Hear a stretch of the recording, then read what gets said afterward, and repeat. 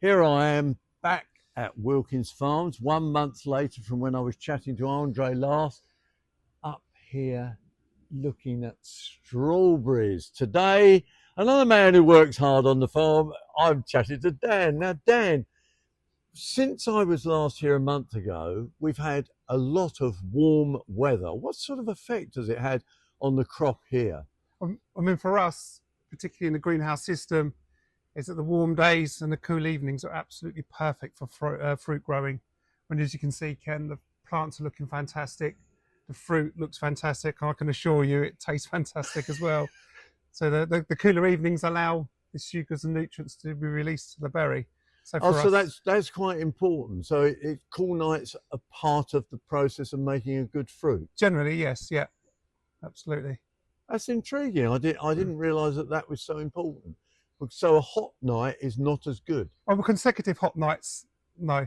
But yeah, the odd hot night is not too bad. But our climate is generally quite good for fruit growing.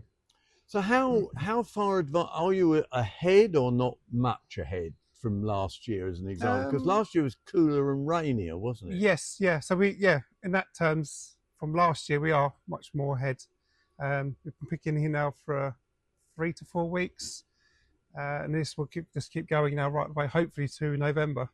That's quite impressive to think that you've expanded your strawberry time through to November just by putting what we call a greenhouse, but actually it's a polythene clad house, isn't it? Yeah, this is just like the next evolution of the Spanish polytunnel. So each of the bays would be considered as what you would have for the polytunnel outside.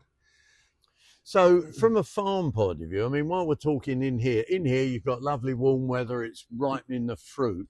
But, thinking outside, if you were an arable farmer, you might have a bit of a problem in this sort of area. Yes, well, we do struggle for water, as we've touched on in the past, haven't we? So for them at the moment, I should imagine it's very difficult, very, very difficult. But for us with the irrigation system and having it protected, it's fingers crossed it will keep going well for us. How does this compare with the tunnels that have got the strawberries in farther up the field? So this one will regulate the temperatures for us. So we've got the vents in the roof and in the side.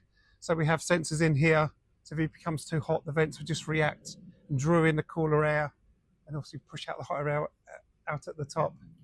And have the strawberries in the normal tunnels started to ripen yet? Yes, so have you been picking in there as well? We've started to push the sides up to help try and alleviate the heat from there at the moment. So all in all, strawberries are doing well. Fingers crossed. I'm not going to curse it. And I tell you what, I mean, I must just go in closer to the fruit and have a look, because they really are. I mean, look at that.